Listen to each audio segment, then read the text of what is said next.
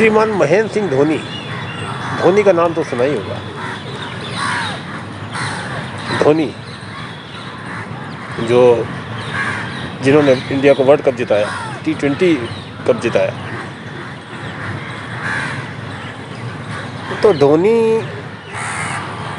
क्यों जिक्र के काबिल हुए थे?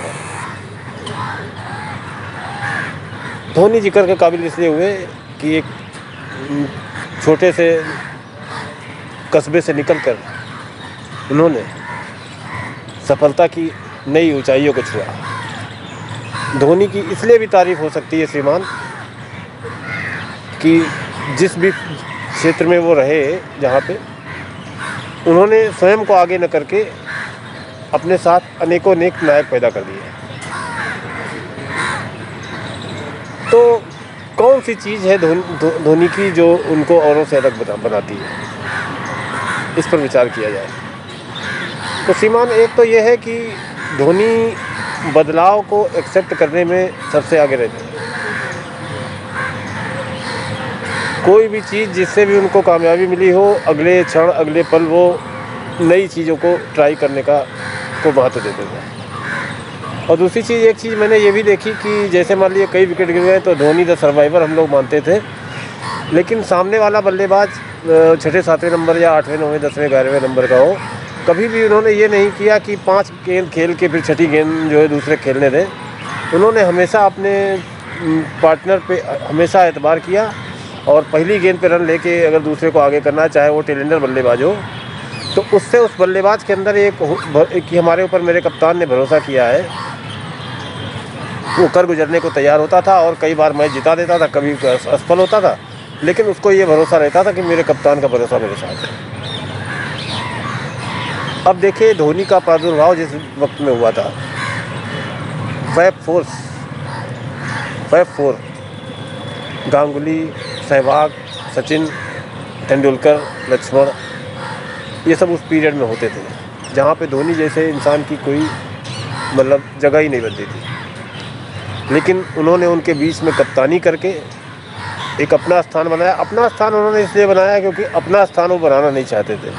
वो हमेशा टीम के खिलाड़ियों का और इंडिया का सम्मान बढ़ाना चाहते थे, एक चीज़।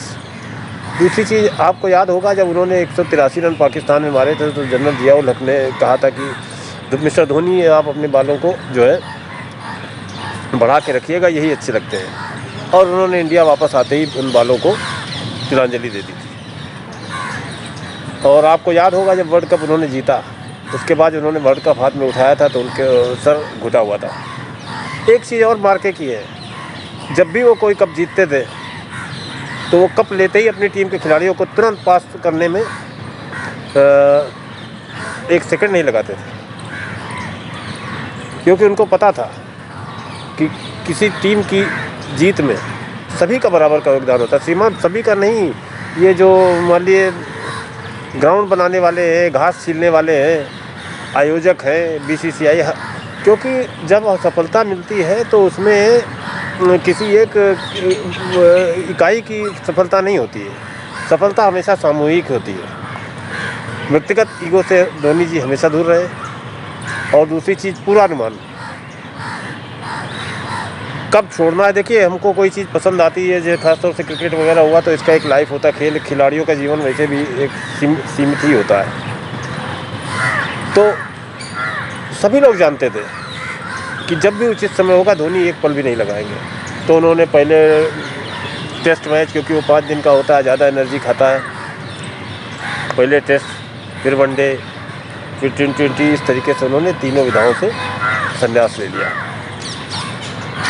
तो जो लोग फ्यूचर की प्लानिंग करके चलते हैं वो लोग कभी भी अपने किसी निर्णय पर पछताते नहीं हैं। तो एक ये भी धोनी के व्यक्तित्व की खूबी है, क्योंकि इंसान को अपने फ्यूचर गोल सेट रखने चाहिए। और एक खूबी उनकी और थी, देखिए जब आप कामयाबी के शिखर पर चढ़ते हैं तो कुछ बदनामियाँ भी साथ साथ चलती हैं श्रीमान। अगर आप कहीं लाइमलाइट में है ही नहीं, आप कुछ करते ही नहीं है, तो आपके विरोध करने वाले भी नहीं होंगे। तो धोनी के भी खूब विरोध हुआ, लेकिन उन्होंने हमेशा साइलेंस को ही अपना हथियार बनाया, क्योंकि उन्हें पता था कि जितना जवाब देंगे उतने और सवाल आएंगे, तो फिर आप अपने मुख्य उद्देश्य को भूलकर उसी में उलझ जाएंगे। कैप्टन कूल कहा जाता था उनको, कैप्टन कूल।